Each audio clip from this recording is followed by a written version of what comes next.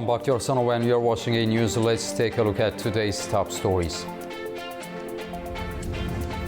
European Union ministers approve new Iran sanctions after Tehran's crackdown on protests.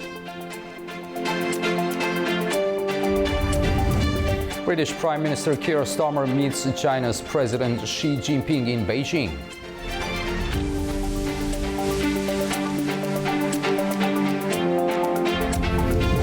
And the UN Security Council urges collective commitment to second phase of Gaza ceasefire plan.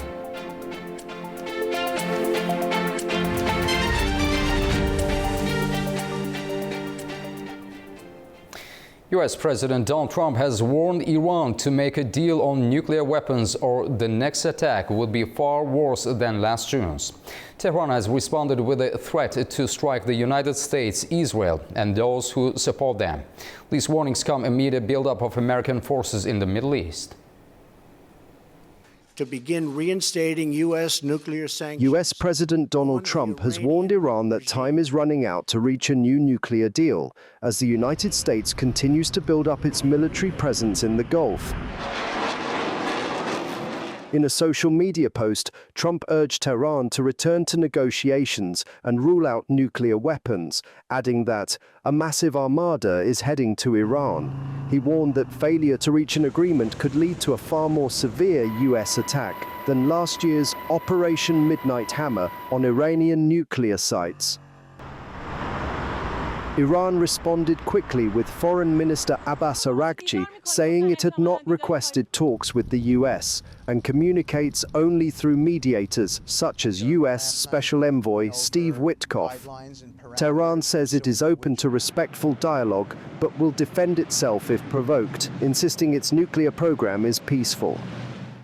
There has been no contact between me and Mr. Witkoff in recent days, nor has any request for negotiations been made by us. Various intermediaries have, of course, been in touch. Different countries are trying, in good faith, to play a role, and we are in contact with them, but no decision has yet been taken, and there has been no request from our side.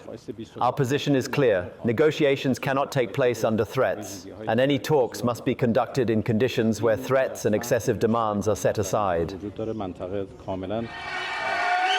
On Tuesday, Trump said another U.S. armada was heading towards Iran and expressed hope that Tehran would reach a deal with Washington. Right at the end, they were about a month away from having a nuclear weapon. We had to do it. And by the way, there's another beautiful armada floating beautifully toward Iran right now. So we'll see. I hope they make a deal. I hope they make a deal. And they'll land down here or over here? White House officials say the move to boost its military presence in the Middle East, in Jordan, Qatar, and the Indian Ocean is a defensive one, but also to put pressure on Tehran. Iranian President Masoud Pezeshkian told Saudi Arabia's Crown Prince that Tehran supports any legal process to prevent war, with both sides suggest dialogue is still possible. The treats come after nationwide protests over the collapse of the currency evolved into a wider challenge to the leadership. Human rights groups say thousands have been killed, though Iranian authorities dispute the figures. Tensions remain high, with both Washington and Tehran warning of serious consequences if diplomacy fails. Tehran has warned it will respond strongly to the recent military threat by U.S. President Donald Trump while keeping the door open for diplomacy. The country's Foreign Minister Abbas Araghchi said Iran favors a fair and equitable agreement. Our Turaj Shiralilo has more from Tehran. Iranian Foreign Minister Abbas Araghchi has warned the U.S. President Donald Trump of a strong response if Washington strikes Iran, while signaling Tehran's openness to a fair and equitable deal. In reaction to Trump's renewed threat of military action on Wednesday, he said that Iran's armed forces are prepared with their fingers on the trigger. His statement was made in a post on X in which Iran's top diplomat also said that Tehran's valuable lessons learned from the U.S.-Israel 12-day war last June have enabled it to respond more strongly, rapidly, and profoundly. He added that Iran has always welcomed a mutually beneficial, fair, and equitable nuclear deal on equal footing, free from coercion, threats, and intimidation, which ensures Iran's rights to peaceful nuclear technology and guarantees no nuclear weapons. Araghchi reiterated that nuclear weapons have no place in Iran's security calculations and that Iran has never sought to acquire them. On Wednesday, the Iranian foreign minister also said that Tehran has not requested for negotiations with Washington, stressing that talks cannot work under threats.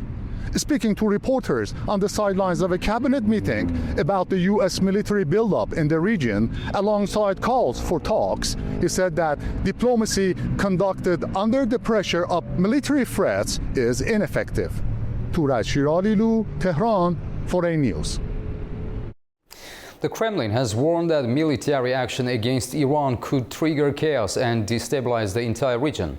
Speaking a day after U.S. President Donald Trump urged Iran to negotiate a nuclear deal or face possible strikes, Kremlin spokesman Dmitry Peskov stressed that the potential for diplomacy has not yet been exhausted.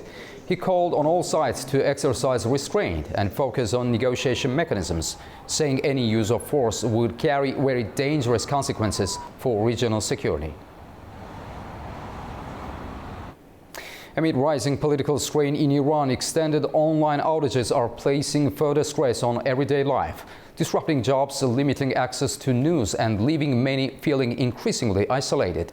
This report hears from Iranians on how the restrictions are reshaping work and communication. For many across Iran, the outage has become another daily struggle layered on top of months of uncertainty. Iranian citizens and businesses continue to suffer from a nationwide internet blackout, imposed as authorities deployed heavy force to suppress widespread anti-government protests. The shutdown, in place since January 8th, has disrupted commerce in an already fragile economy. I think it's been 17 days since we've had no internet. We have no information from outside. We don't know anything about what happened in our city, in our country. We've been cut off from all the people we knew, and even from people who live outside of Iran.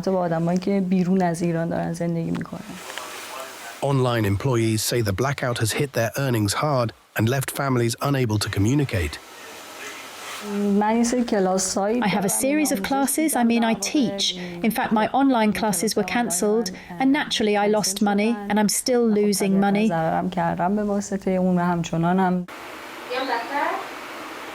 The effect was that my classes were cancelled, my income stopped, and I also have another job. I am a book translator. I was translating books, and when translators work, they have to use sources like ChatGPT and Google Translate and all kinds of dictionaries, which were not accessible, and everything was closed. Iranians also say the prolonged internet shutdown has left young Iranians feeling cut off from the modern world and deprived of basic access to information. This period has been very difficult because, for example, a young person like me was thinking that it is now 2026 in the world.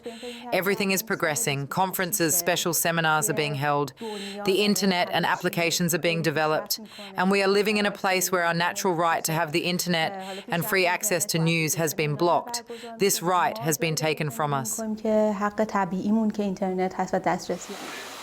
While limited access exists to domestic websites and school networks, broader connection to the global internet remains blocked, leaving Iranian businesses struggling to operate normally.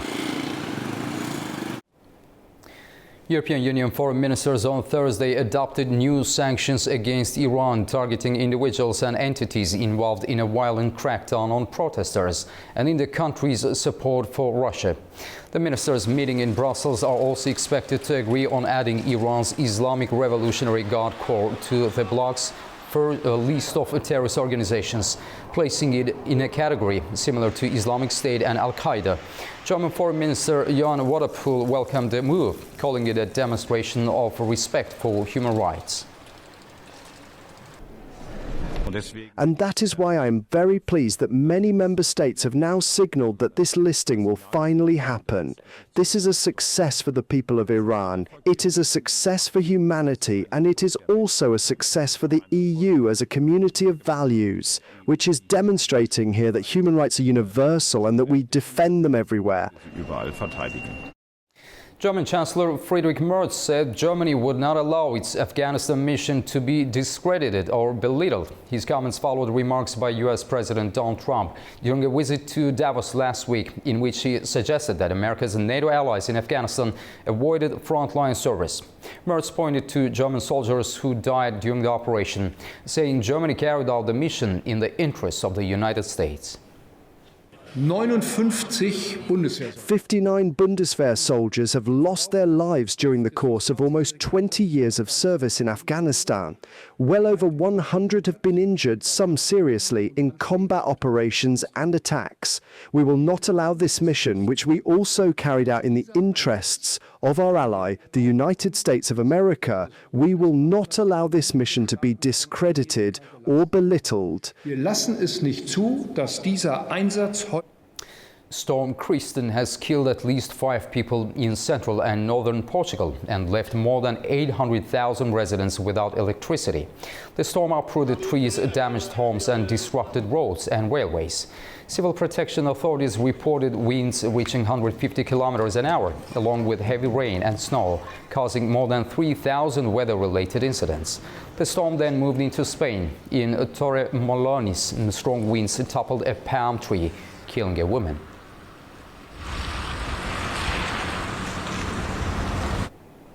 A funeral was held on Wednesday in Meitar, southern Israel, for Ran Gvili, the last Israeli captive whose remains were recovered from Gaza. Hundreds of people lined in the streets as the convoy carrying his body arrived in his hometown. Gvili, a 24-year-old off-duty police officer, was killed on 7th of October 2023, and his body was taken to Gaza by Palestinian militants. His remains were returned to Israel earlier this week. Israeli President Isaac Herzog and Prime Minister Benjamin Netanyahu attended the funeral, where Netanyahu said the return of all hostages marked a significant moment for the country.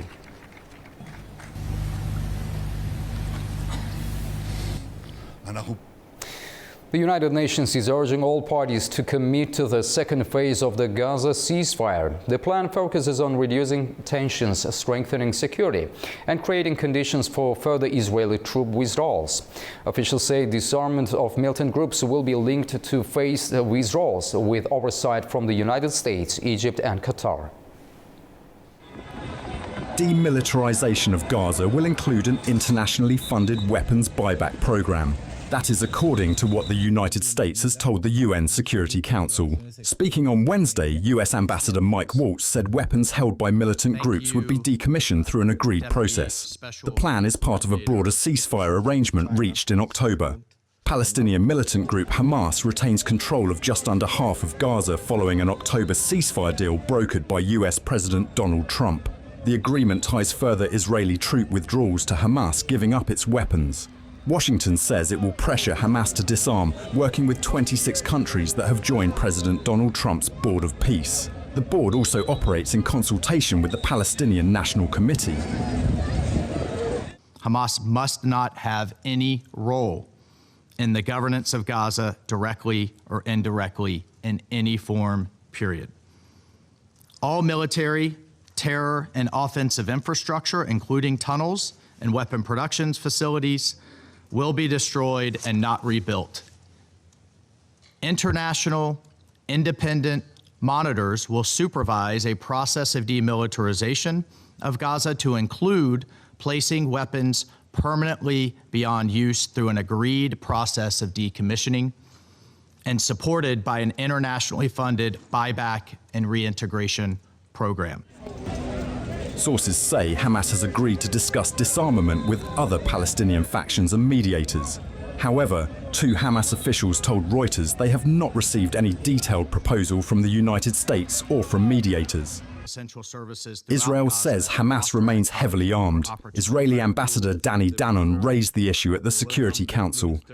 Hamas still remains heavily armed. Let me show you the numbers.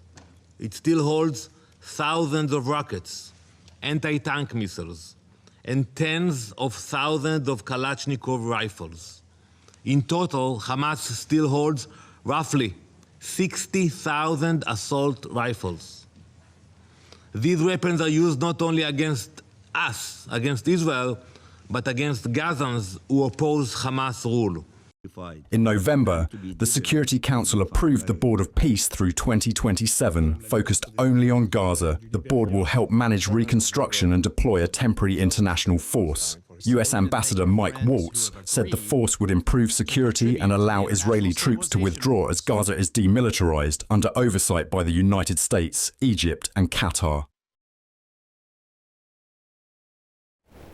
As preparations accelerate for the partial reopening of Gaza's Rafah border crossing, 8 trucks bound for the enclave have been seen lined up in Egypt. The crossing is expected to reopen after Israel announced on Monday that the remains of the final deceased hostage in Gaza, Ran Gvili, had been recovered. Egypt said on Wednesday it is ready to receive wounded Palestinians from the Gaza Strip and deliver humanitarian aid once the Rafah crossing reopens. The move is part of the next steps in the second phase of the US-brokered ceasefire agreement between Israel and Hamas. UK Prime Minister Keir Starmer has met with China's President Xi Jinping. Starmer highlighted the UK is seeking a more sophisticated relationship with China and highlighted its landmark visit to China, the first by a UK leader since 2018. His 3-day trip is aimed at boosting economic and strategic ties after years of distrust and UK hopes to strengthen economic and strategic ties with China and hopes to open new opportunities for British businesses after strained relations. Prime Minister Keir Starmer is meeting with Chinese President Xi Jinping on Thursday, as well as with Premier Li Qiang and Chairman of the National People's Congress Standing Committee, Zhao Leiji. We've agreed that on tariffs for whisky, we're looking at how they're to be reduced, what the time frame is, visa-free travel, how far, how much and when that can start, and on the information exchange on small boats, the cooperation that we need, within a dialogue actually about greater strategic focus on security and defence. But for us it's very important on small boats that we get our arms around the engines that are being used in those small boats. So on all those 3 areas, but they're examples of a much wider opening of access for business that we discussed at great length in terms of the fact that after 8 years, this is the first visit by a Prime Minister, and we wanted to make sure that we've got that strategic approach on all of these issues. Starmer is accompanied by leaders from more than 50 major British companies. Representatives from key sectors include finance, pharmaceuticals, manufacturing, culture, and the creative industries. Experts say there should be a number of deals made between both countries. For this visit, one of the things we're going to have to get on board with is the idea that China is indeed a technology superpower now. And we have to work out how we're going to engage with that. There are things that China's doing in cancer research, in pharma, in other areas, which are very, very important. And we have to work out how do we engage with China, how do we research with China. It's our second largest research partner after the United States. We just have to have more clarity about whether we can go ahead with these, or if we say no, whether we're willing to bear the costs in that. This 4-day visit marks the first by a British Prime Minister to Beijing since 2018. It comes against the backdrop of increasingly tense relations with the United States and is seen as a potential turning point in UK-China relations. These have been strained for years over issues such as the curtailing of political freedoms in Hong Kong, China-Russia cooperation, and allegations by British security services. Now we'll take a short break. Right after the break, we'll discuss Trump's ultimatum to Iran and the rising risk of military escalation over the nuclear deal. Stay tuned.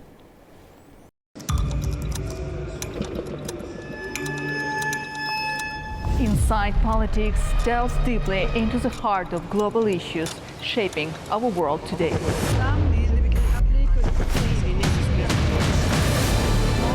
Join me for your go-to source of political analysis from across the region and beyond.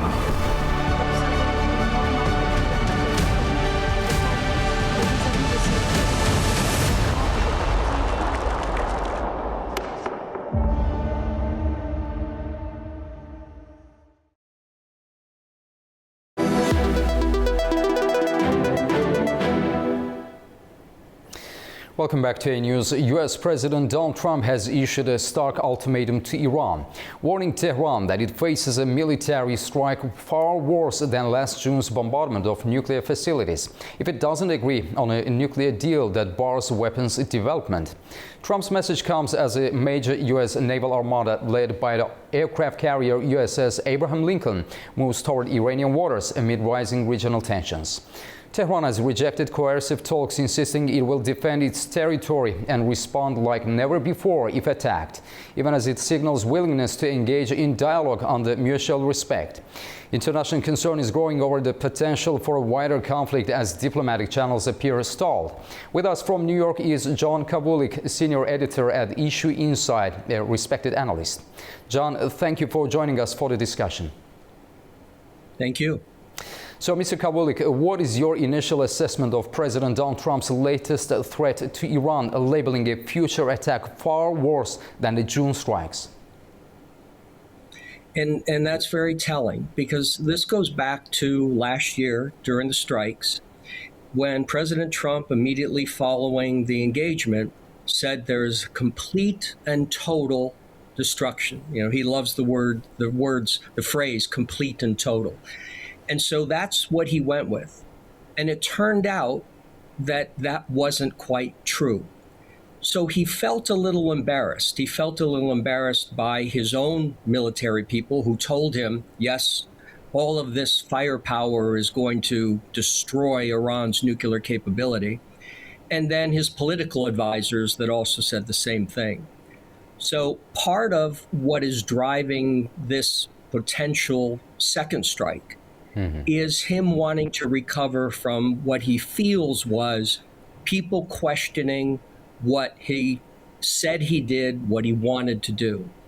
And then the second part is Venezuela, where President Trump now feels, as most presidents do once they have a successful military or use of military force. In President Trump's case, almost 20% of the U.S. Navy floating off the coast of Venezuela, and the beginning is going and destroying some small boats with drugs in them. He said, I've saved 1 million people. But then he goes and grabs President Maduro successfully. And so now moving the Abraham Lincoln to Iran, if you're Iran, the odds are that you're going to get attacked. What you don't know is, will Israel engage militarily or just through intelligence sharing? Will this be solely U.S.? And just how devastating it's going to be. And so that's what we're waiting to see. But I think, you know, if someone's betting, it's a mistake to bet that something won't happen. So from Iran's strategic perspective, how credible is its threat to respond like never before if attacked? Yeah, it you know, using, as one of their officials did say, you know, like never before, you've never seen it, etc. So everybody's sort of ratcheting up the rhetoric.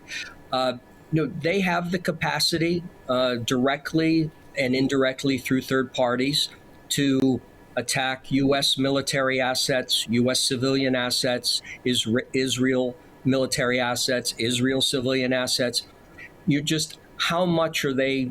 You know, how much are they willing to spend to defend after something's already happened? And my guess will be that, you know, last time around it was the U.S. using aircraft, submarines, and some vessels. But this time around, if the president deploys all of these military assets near the coast of Iran, Iran's going to have a tough time militarily launching some of this stuff directly, because the assets will be in place to destroy almost all of it. And then, you know, for the Iranians, the threat of hitting U.S. assets, hitting Israeli assets, President Trump is feeling pretty good right now. Polling suggests that people do support what he did in Venezuela. He has the issues that have been going on in Minnesota with the immigration, with the ICE arrests and the shootings of 2 people. So all presidents, you know, try to shift to foreign policy to try to, you know, grab the momentum again, try to change the storyline. We have the potential of a government shutdown this weekend. Snowstorms are happening. So, I think the Iranians probably need to be careful in terms of their response. They might just say, he's going to hit us again, we'll rebuild again, and we'll see what happens. So is there any real diplomatic pathway left for Iran and the United States to negotiate a nuclear deal without violence? There always is, but the Iranians always say they're Persian, and they have a long history of adapting. And the Iranian Revolutionary Army, they've adapted over all these years with sanctions, and they're not going to just blow themselves up. They're not going to commit economic and political suicide. They're the Revolutionary Guards. They're going to continue to adapt. And I think that they'll be talking to the government and saying, sort of Venezuela, in Cuba, with Russia, it's how can we maybe not give in, but look like we want to talk, buy some time.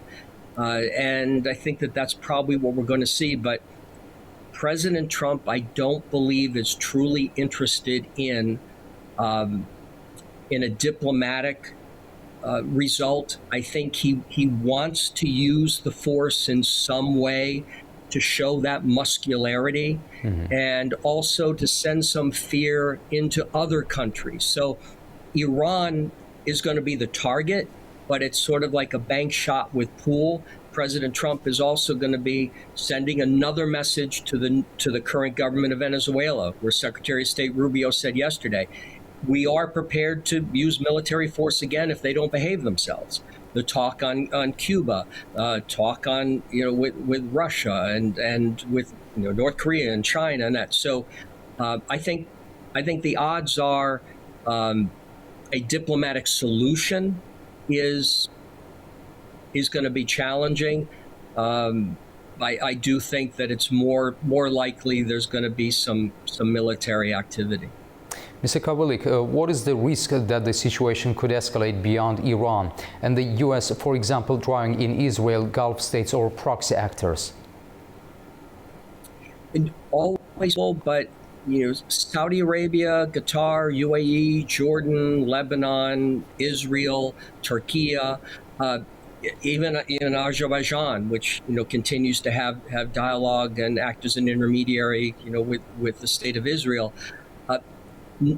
Everyone will try to avoid escalation. Everyone will want de-escalation, and sometimes they'll be willing to take some hits if it means that, okay, you've got it out of your system, and now we can get back to what's more important.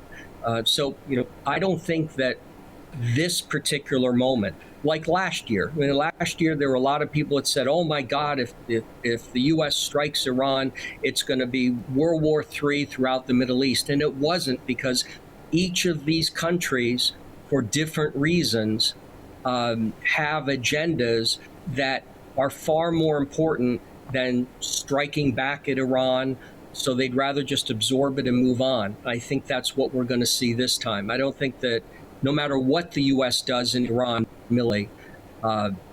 Iran may strike back, but I don't think it's going to lead to anything wider. The unknown, of course, is Israel, because the U.S. president is putting a lot of pressure on Prime Minister Netanyahu to fulfill the terms of Phase 1, Phase 2, Phase 3 with respect to Gaza. Muslim-led countries are doing the same thing.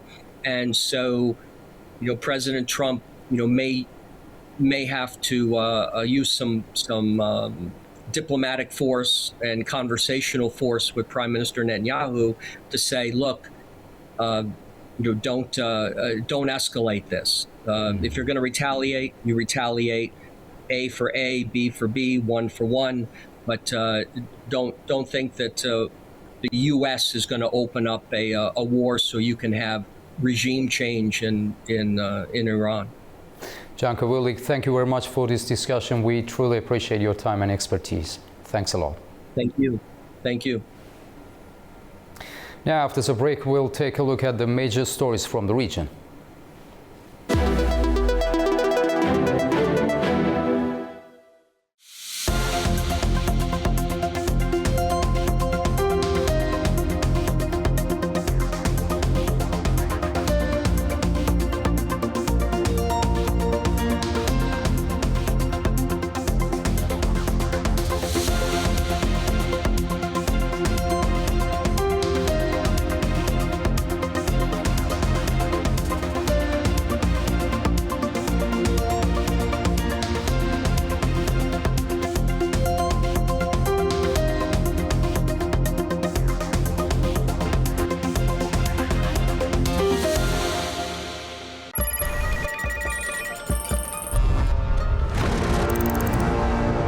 On World Business, we meet the boardroom leaders making market-moving decisions. And find out how leaders are dealing with continuous technological disruption.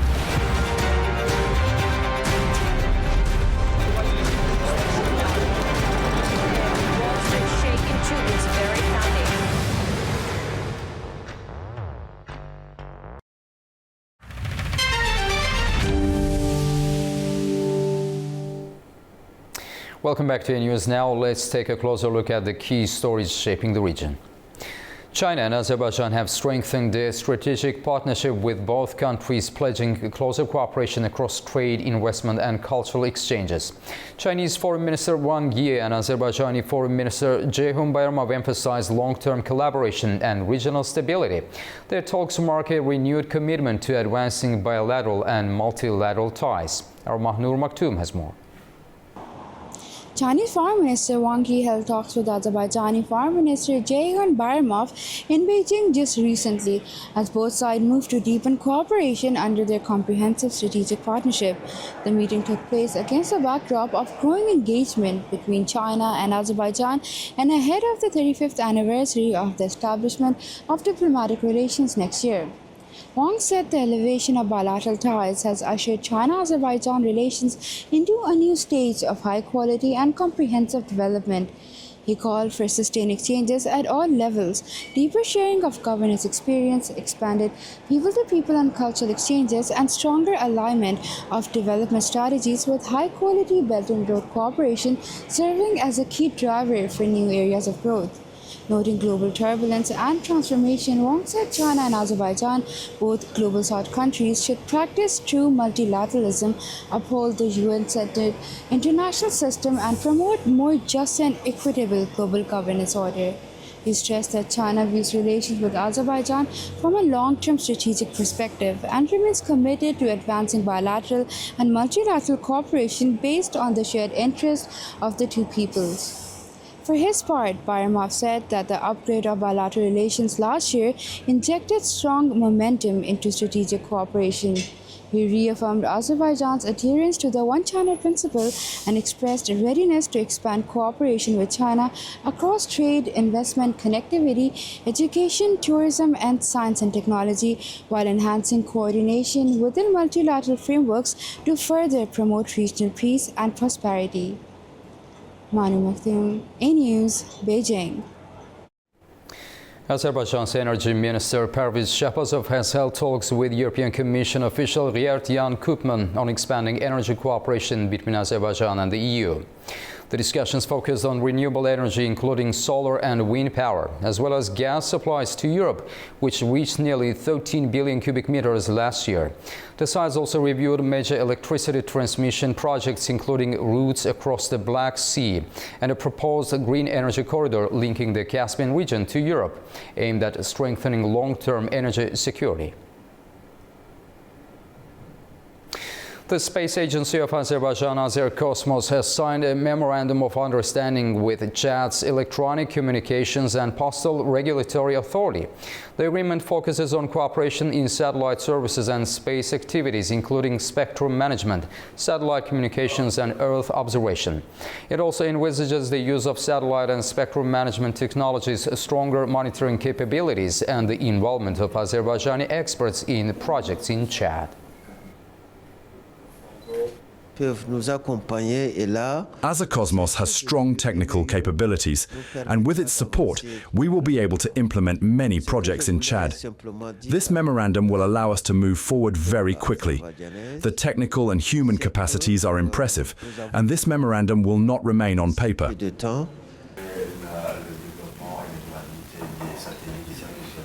The memorandum we have signed with Azakosmos is aimed at addressing key challenges such as spectrum management and satellite operations. Azakosmos is a pioneer in this field, and for a vast country like Chad, this cooperation is essential for security and effective control of our space and frequencies. Through this memorandum, we will move quickly toward acquiring satellite and spectrum management software, strengthening our monitoring capabilities, and welcoming Azerbaijani experts to Chad to support studies in security, urban planning, and other key sectors.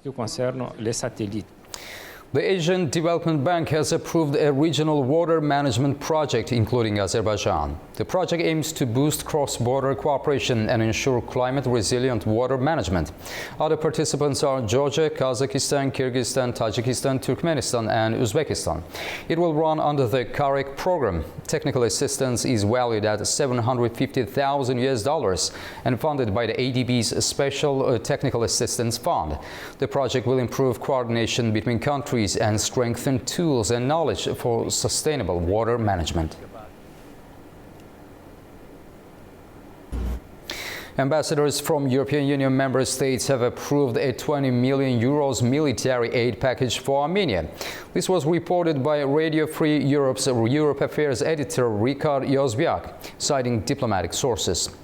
The assistance provided under the European Peace Facility will consist of non-lethal military equipment. In 2024, the EU also allocated 10 million euros to Armenia through the European Peace Facility, marking the first military support of this kind in the history of EU-Armenia relations.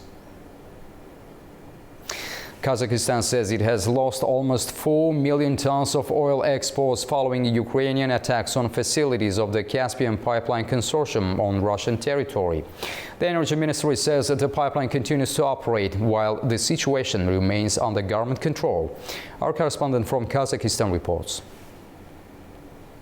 Kazakhstan lost around 3.8 million tons of oil exports following attacks on facilities of the Caspian Pipeline Consortium. The figure was announced by Energy Minister Erlan Akıncıyev. He stressed that the tankers attacked near CPC facilities were not linked to the so-called shadow fleet. Oil shipments continued despite higher insurance costs. And in annual terms, the country is not expected to lose anything. The Caspian Pipeline Consortium continues to operate at full capacity, loading 2 tankers per day. Offshore loading units number 1 and 3 are functioning normally, but unit number 2, damaged in the attack, remains in a semi-submerged state. So far, weather conditions and strong internal currents have prevented the unit from being refloated and fully inspected. According to the minister, 2 new offshore loading units have been ordered in the United Arab Emirates and are expected to be delivered within 30 days. The situation remains under special government control as around 80% of Kazakhstan's export oil is transported through the Caspian Pipeline Consortium. The latest attack on the CPC took place on November 29th. Unmanned boats destroyed an offshore loading unit in the waters of the port of Novorossiysk. Following the incident, Kazakhstan's foreign ministry lodged a protest with Ukraine. The energy ministry said that such actions against purely civilian critical infrastructure were unacceptable and noted that alternative oil export routes were being considered. Ukraine mounted repeated attacks on Russia's oil refineries and crude oil terminals in an attempt to undermine one of the most important sources of income for the Russian war economy. Fariza Kalimurzina, Almaty, A News. Authorities in Afghanistan say at least 61 people have died following recent snow and rain. The severe weather is also deepening the humanitarian crisis. worsening poverty and food shortages across the country. Our correspondent Tamim Bahis in Kabul brings us more. Afghanistan is facing a deepening humanitarian crisis as severe winter weather compounds poverty and food shortages across the country. Heavy snowfall and freezing temperatures are pushing already vulnerable families to the brink. Authorities say recent snow and rain have killed at least 61 people and left more than 110 others suffering from weather-related health problems. Roads remain blocked in some areas, while daily survival has become a struggle for millions. 25-year-old Kabul resident Faiz earns just 200 Afghanis a day, around $300 selling street food. It's freezing now, with ice underfoot and a biting chill in the air. I set up my stall every morning at 9 and work until around 7 or 8 at night. I have to work every single day. If I take a day off, there's no food for my family of 9. No matter how cold it gets, I have to earn a meal for my family. There's no one else at home who can bring in money. Faiz's iron sheet home offers little protection from the cold, while the rising cost of fuel and firewood has added to the strain. The room is freezing cold. My daughter is sick, but I can't afford to buy her medicine. It's very difficult for me to decide whether I should use my 200 Afghanis' daily income to pay the rent first, buy medicine for my child, or keep my family fed. Severe winter conditions are worsening Afghanistan's humanitarian emergency. According to a new report by the World Food Programme, an estimated 17.4 million Afghans are expected to face food insecurity by March this year. The agency also warns that 14.9 million women and children are likely to suffer from malnutrition. As temperatures continue to drop, humanitarian organizations warn that without urgent assistance, many families will be unable to cope with the harsh winter months ahead. For now, families like Faiz's face an impossible choice each day between warmth, medicine, and food, as Afghanistan's winter tightens its grip. Now we'll take a short break. Right after the break, we'll explore Azerbaijan-EU energy cooperation and its impact on Europe's energy security.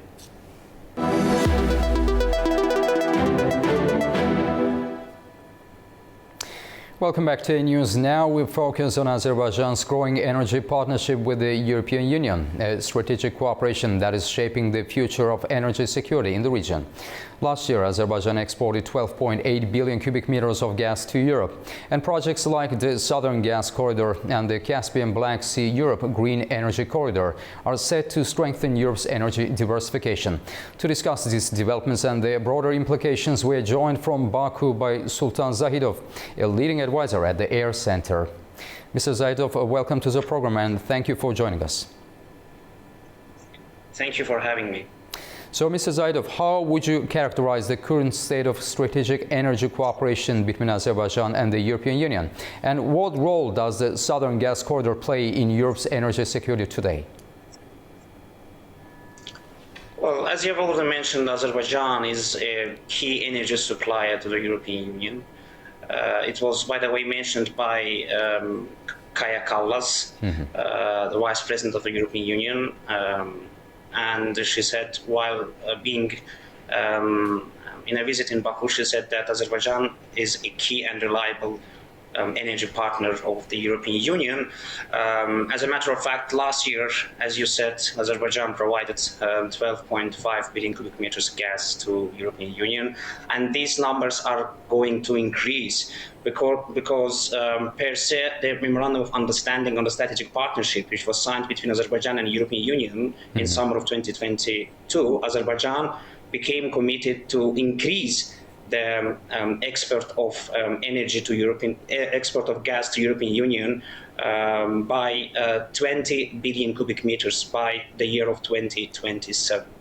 And we see that's happening right now. And Azerbaijan began to, before 2020, December 2020, Azerbaijan was mainly exporting oil to European Union. But after 2020, when South Stream gas corridor became operational, we began to provide gas through the pipelines. And as of today, Azerbaijan supplies gas to 16 states, and 10 of them are EU members, including recently we began to export gas to such EU members as Austria and Germany, which once again is an indication of high level of energy cooperation between Azerbaijan and European Union, but not just in the sphere of traditional conventional energy, but also in the sphere of green energy, as Azerbaijan set to, let's say, provide a green energy corridor for European Union, starting from Central Asia, South Caucasus, and then Europe,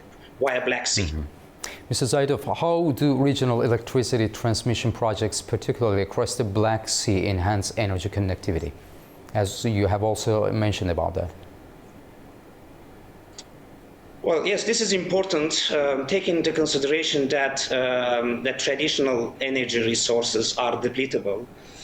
Therefore, this is a requirement of the modern day to search for alternatives, and Azerbaijan has been working on that vehemently the latest years. And one indication of that is that Azerbaijan hosted COP29 in 2024 here in Baku.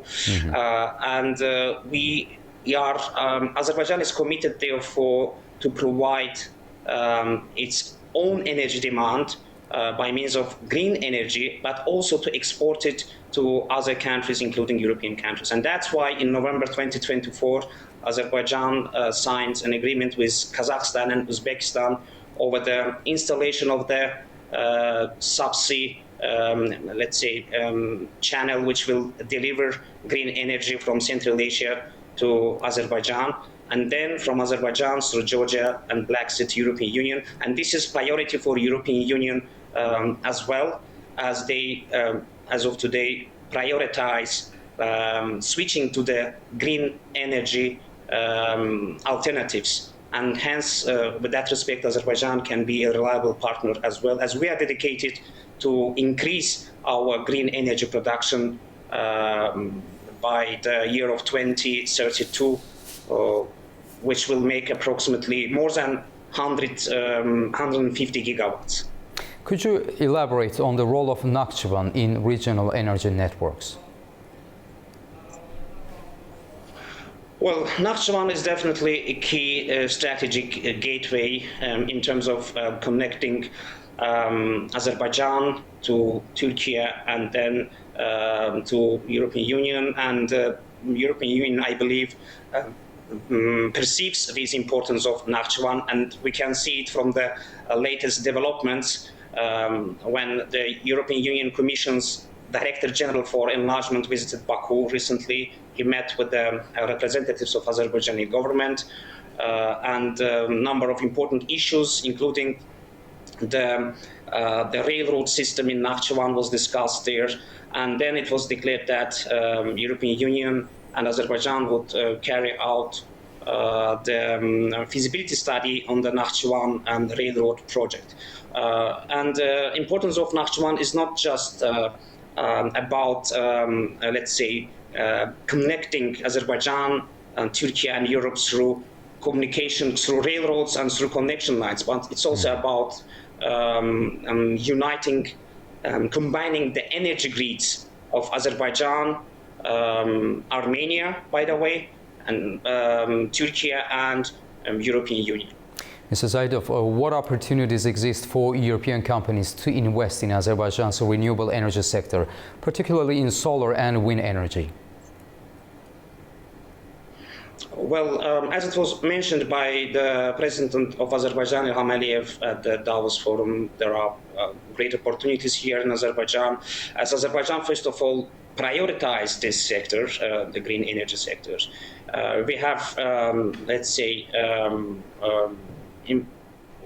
developments in this sphere. We have already attracted Saudi Arabian and UAE's investments in this sector, and other than that, we have a conducive natural conditions for that because of our solar and wind potential. And most importantly, there is now stability in this region, which is a key factor in terms of attracting investment.